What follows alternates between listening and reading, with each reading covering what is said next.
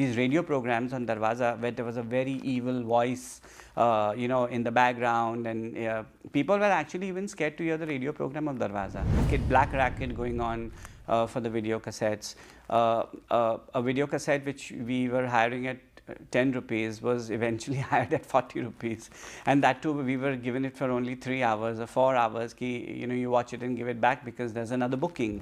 Even Jani Dushman, which was again like on a werewolf story, it was banned in a lot of places in the villages. People were very scared to even watch it. Bollywood Crypt, Asia's bazaar of the bizarre.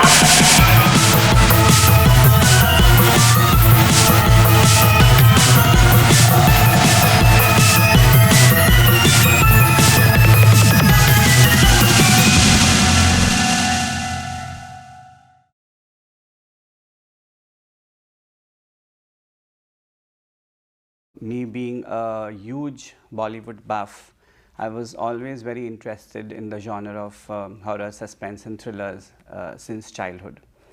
And as I started growing up, I would kind of gather my hands on whatever I could collect from film magazines and the screen newspapers, and I would eventually start collecting all the Bollywood memorabilia.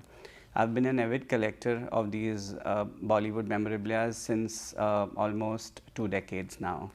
And where horror films were concerned, it was always a weakness with me. And I felt where Hindi cinema is concerned, there was nothing beyond Sholay or a DDLJ. And I felt horror really needs to be focused on. And that's why this whole germ of writing a book came into my head. And I said, why not pen everything down, with a nice detailing on a coffee table book, because per se horror is all about what you see. So I said I just did not want to write a boring book where people are just going on reading and there's nothing much to see. And since I already had a lot of stuff with me, with all my personal stuff which I had collected over the years, I said why not make a nice coffee table book and complete a whole horror series. That's when I eventually came up with my book in 2018, and I called it A Touch of Evil. There was never a genre of horror in Bollywood. In the 1940s and the 50s, films made in that era were mainly concentrating around rainy, dark, foggy nights and isolated mansions, which were termed as horror. Since the exposure of people then was not so great, people found such kind of movies very creepy and scary. So it was these films which were actually termed as horror, from those times. But way back in 1935, there was a known character actor called S.D. Nagapalli, who had actually acted in a horror film called Kalkut, starring actor Baburao Pendekar, and that was a big hit film. In 1951 also there was another film called Nightbirds, where you had an actor called Mazhar Khan. He had 6 different disguises, and one of them was of a monster. So it's not that horror films are not made earlier, it's just that they had a very, very limited viewership at that point of time. I feel it was Kamal Amrohi's Mahal, which was made in 1949, which actually opened the Pandora's box for Bollywood's fascination for the occult. It was actually the opening of a forbidden kingdom, where with the success of Mahal was a blockbuster, and after its success they had tremendous number of people who were trying to copy the same formula over and over and over again. So definitely suspense and thrillers were eventually the roots for giving birth to horror cinema. Horror began with eventually suspense, thrillers, even reincarnations were all termed as horror films. all these films which were made in the 50s and the 60s, like for example, starting with Mahal, followed by popular films like 20 Saal Baad, Kohra, Gumnaam, they were all termed as horror films because there was no specific genre as horror. I think until the Ramsays actually made Ek Nanni Munni Ladki Thi, where you know, you had a get up, a very small sequence of you know, horror in the beginning, and then following up with Do Gaz Zameen Ke Neeche. I think those were actual horror movies which were made in India. So definitely the credit goes to them. They were the creators, the masters of horror cinema. Darwaza was actually the first monster film made in India.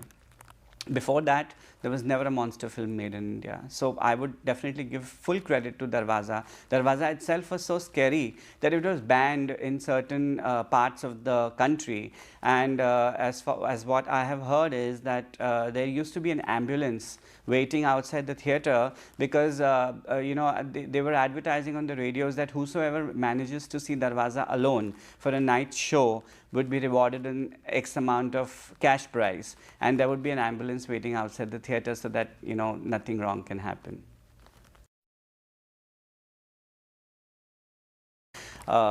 People were very hesitant to pass on a video cassette of Darwaza. It was not very easily available. You know, it was something which was always kept under the table. So we were kids at that point of time. Watching an adult movie itself was, you know, a big question mark. So I remember how we had to actually sneak in the video cassette and watch Darwaza, and it blew the shit out of us. It was quite scary. A film coming in 1978, giving an impact like that, that monster was, I mean, he looked actually like a monster.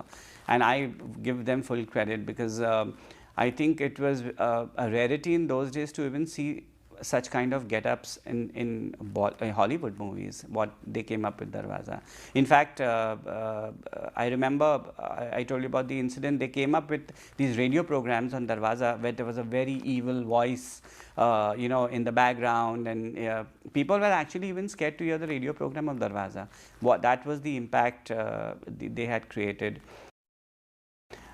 After Darwaza, whatever couple of films they made, but it was eventually Purana Mandir, which again created mass hysteria, a huge fan following. When it came in 1984, people had never envisaged that Purana Mandir is going to become such a huge blockbuster. It was during those video days, and I remember there was a black racket going on for the video cassettes. A video cassette which we were hiring at 10 rupees was eventually hired at 40 rupees, and that too we were given it for only 3 hours or 4 hours. You know, you watch it and give it back because there's another booking. So I think it had created like a hysteria kind of a thing where everybody wanted to watch Purana Mandir. And definitely that was the main film which opened everybody's eyes towards what horror cinema can do, what the makers are also doing. I mean, there was no looking back after that. I believe it was the #2 film of the year, and it was almost competing with Amitabh's Sharabi, if I remember correctly. And what people couldn't digest at that point of time was a Ramsay film doing so well, making this kind of money, because before that they were never taken seriously. So I personally felt, you know, Bollywood always works on copycats. So eventually, you know, if one person, you know, succeeds in making a particular genre of film, you will have 20 other people following them. So definitely, with Purana Mandir, success gave birth to a lot of other films and filmmakers of similar genres who were eventually poor copies of the originals, and they were also eventually, you know, churning out hit after hit. Music itself of Purana Mandir was, highly appreciated. Wo Beete Din Yaad Hai was a very big hit.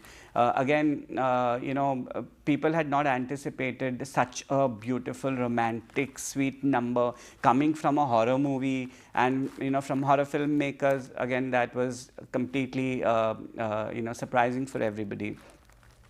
uh, Aarti Gupta as the heroine was very sensuous, and she, I mean, actually was considered to be a top league heroine. Working with the Ramsays at that point of time was again a very big thing. So I think it broke a lot of stereotypes where Purana Mandir is concerned. The makeup of the monster Samri itself, the Trishul. I think overall Purana Mandir, when you talk about Purana Mandir, Virana, which have been hugely successful, there was a lot of Indianness, connected with the films, where a local person could relate to. Yes, these things have happened, or these things can happen. So I think that was one of the major reasons why each and every person could easily connect with those films, because you feel you are somewhere there, or it's somewhere your story. And I guess that's the reason why, in fact, Purana Mandir even now has a tremendous amount of fan following, a lot of repeat value. I mean, I have lost count on the times of how many times I've seen Purana Mandir. I mean, if I watch Purana Mandir today, I would be rattling each and every dialogue with the movie going on. By no way you can say that the films made by the Ramsays were inferior in terms of any technicality. You see the lighting, you see the background music, you see the sets, you see you see there was a lot of inquisitiveness even regarding that Murad Janjira fort where most of the films were shot. I mean, it looks so creepy. I mean, people are even scared today to go inside that. Yes, I believe the permissions are not there today, but I know that people who have been inside were actually scared to go inside, because they would actually feel that there is going to be some monster pouncing on them from somewhere.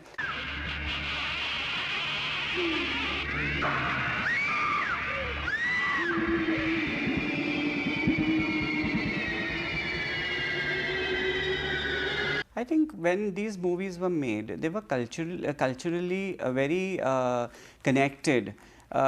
Because somewhere down the line, if you go back and if you see the storylines were all based with a rural, set happening.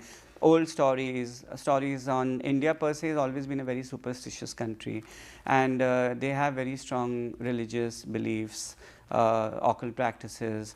These things were always a connect with the films they were making. So they were very much in sync with their surroundings, which were there at that point of time, prevalent at that point of time.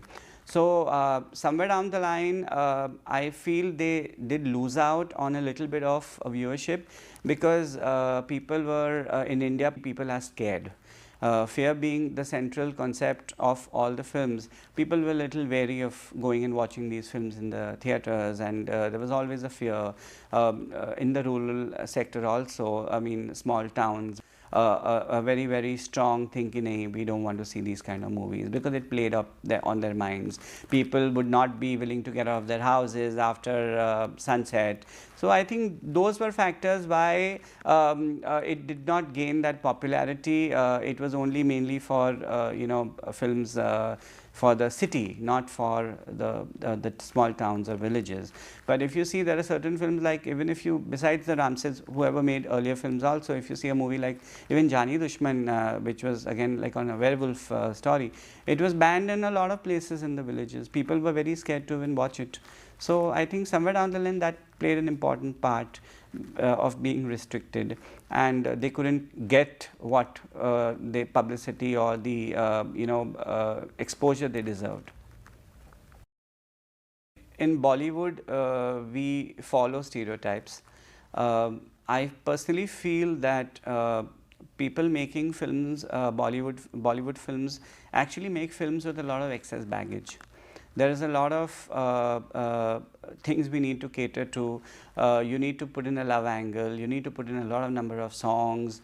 Unless you have somebody like a Ram Gopal Verma who has the audacity to make a songless film like Kaun or Bhoot, which eventually did very well.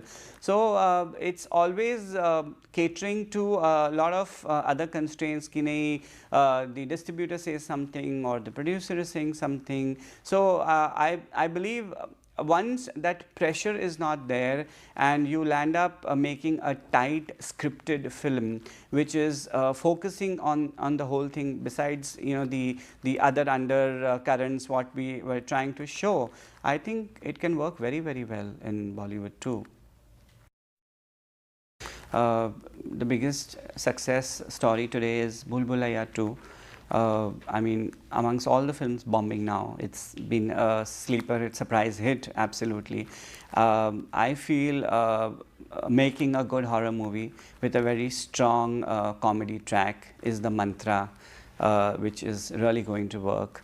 And these are franchises to look out for. Like, I think Bhool Bhulaiya is a very good franchise to look out for the future, and it's been done in all languages, whether it's Tamil, Telugu, Kannada, all languages. I feel there is a fantastic scope if somebody comes up with a new age horror film. I feel most of the Ramsay films have the script which is very suitable to today's times. You call it Samri, you call it hotel, you call it Darwaza, you call it Purana Mandir, Tehkhana, anything. I think most of the movies should be remade today with new technology, and I think the sky is the limit.